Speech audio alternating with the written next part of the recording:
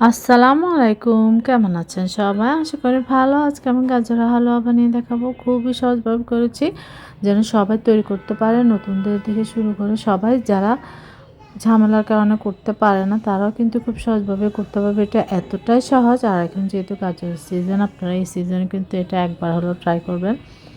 মাশাআল্লাহ, দেখতে পাচ্ছেন লুকটাই কতটা সুন্দর হয়েছে, খেতেও কিন্তু বেশ মজা হয়েছে। এটা কিন্তু বাচ্চারা খুব পছন্দ করে। আমি কিন্তু আপনাদেরকে দেখিয়ে দিচ্ছি এটা কতটা সুন্দর হয়েছে। দেখুন, এটা দেখতে যেমন খেতেও তেমন হয়েছে। মেহমানদেরকে দিলে এটা খেয়ে কিন্তু আপনাকে আবার রিকোয়েস্ট করব তৈরি করার জন্য। এটা এতটাই টেস্টি হয়, তাই একবার হলেও ট্রাই করবেন। আর আমি কিন্তু খুব সহজভাবে করছি, অল্প উপকরণ দিয়ে আপনারা কিভাবে এটা তৈরি করতে পারেন সেই রেসিপিটি।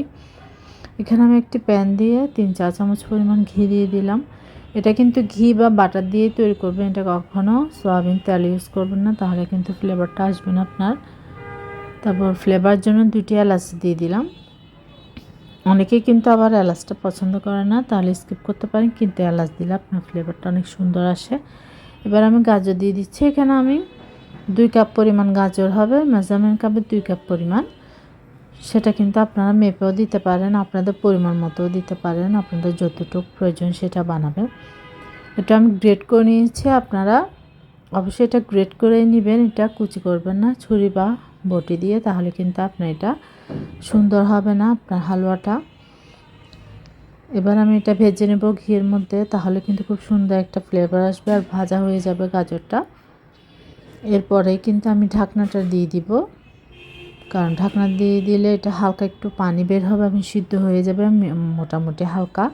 তারপর এরপরে তো আমি এটাতে তরল দুধ অ্যাড করব। আপনাদের বোঝার সুবিধার্থে কিন্তু আমি সব সময় সব কিছু কিন্তু বলে দিই। আপনারা যদি এটা বেশি পরিমাণে বানাতে চান, তাহলে কিন্তু আপনার পরিমাণটা সব কিছু দ্বিগুণ করে নেবেন, তাহলে কিন্তু হয়ে যাবে। আর আমার পরিমাপে বানালে আপনার সেম টু সেম প্রসেসিংটা ফলো করলেই হয়ে যাবে। একটু চুলা আঁচটা কিন্তু আপনারা সবসময় মিডিয়ামে রেখে করবেন। আপনি যদি চুলা আঁচটা হাই করে দেন, তাহলে কিন্তু এটা পুড়ে যাবে, আপনার ফ্লেভারটাও নষ্ট হয়ে যাবে এবং কালারটাও নষ্ট হয়ে যাবে। যার জন্য এটা অবশ্যই মাথায় রাখবেন, আপনার চুলা আঁচটা কিন্তু মিডিয়ামে রেখে করে নেবেন। দেখতে পাচ্ছেন এটা কিন্তু একটু পানি বের হয়েছে, হালকা একটু সিদ্ধ হয়ে গিয়েছে। এবার আমি এখানে 1.5 কাপ পরিমাণ তরল দুধ দিচ্ছি। এটা কিন্তু আমি প্রথমে জাল করে কিন্তু এটা ঠান্ডা করে নিয়েছি। এটা অবশ্যই কিন্তু আপনারা জাল করে ঠান্ডা করে নেবেন, ঘন তরল দুধ। তাহলে কিন্তু এটা কি হয়, তরল দুধ দিয়ে করলে কিন্তু এটা অনেক ক্রিমি হয় এবং টেস্টটাও কিন্তু অনেক বেটার আসে। যার জন্য আপনারা কিন্তু অবশ্যই দুধটা ইউজ করবেন, রাখবেন না, তাহলে কিন্তু এটা অনেকেই বলতে পারেন পানি দিয়ে করা যাবে কিনা। না, এটা পানি দিয়ে করলে কিন্তু আপনার সে বেটার টেস্টটা আসবে না।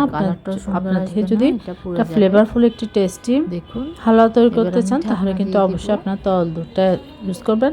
আপনারা চাইলে গুঁড়া দুধকেও কিন্তু পানিতে গুলিয়ে ইউজ করতে পারেন, কোনো সমস্যা নেই, কিন্তু এটাতে তরল দুধটা ইউজ করবেন। আমি যতটুকু পছন্দ করি সেই অনুযায়ী তারপর আমি চিনি দিয়ে দিলাম মিষ্টির স্বাদ অনুযায়ী জন্য, কিন্তু আমি সামান্য দিয়ে এটা কিন্তু আপনার কিছুক্ষণ পর পরে নাড়াচাড়া করতে হবে, না হয় কিন্তু এটা আবার নিচে লেগে যাবে। স্কিপ করতে পারেন, কিন্তু এটা কিন্তু কোনো পরে নাড়াচাড়া করবেন, তাহলে কিন্তু আপনার এটা হালুয়াতে পুরো যাবে না, আপনার এটা নষ্ট হবে না। আইটেমের মধ্যে যদি সামান্য দেখুন মাশাআল্লাহ করে এটা কিন্তু যখন দেখবেন উঠে আসছে আপনার ব্যালেন্স হয়, হাড়ি থেকে তখন বুঝে নেবেন হালুয়াটা কিন্তু না, তাই স্কিপ করতে পারেন। দেখুন এটা কিন্তু হাড়ি থেকে প্রায় উঠে আসছে, ভালো লাগে, তাহলে বুঝে নেবেন আপনার হালুয়াটা প্রায় হয়ে এসেছে। দেখুন কিন্তু আপনাকে নাড়াচাড়া করতে হবে না, কিন্তু একদম এটা পুড়ে যাবে আর লেগে যাবে। চুলা আঁচটা একদম মিডিয়ামে রেখে করবেন, সেটা কিন্তু আমি বারবার বলছি।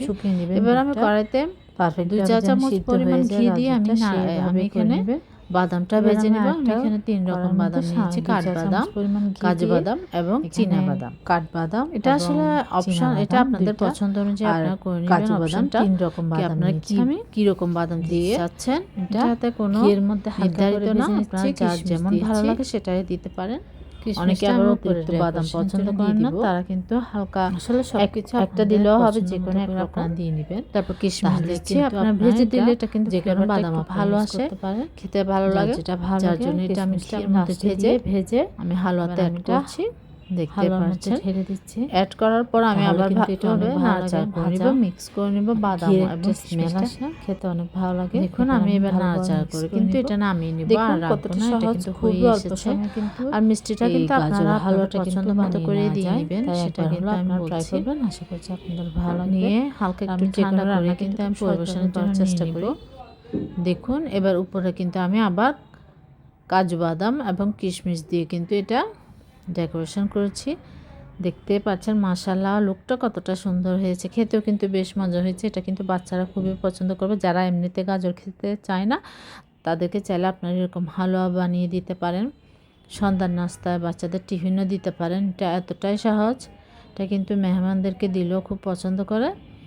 আশা করছি আপনাদের ভালো লাগবে। ভালো লাগলে ভুল ত্রুটি সরি, আল্লাহ হাফেজ। সবাই ভালো থাকবেন, সুস্থ থাকবেন।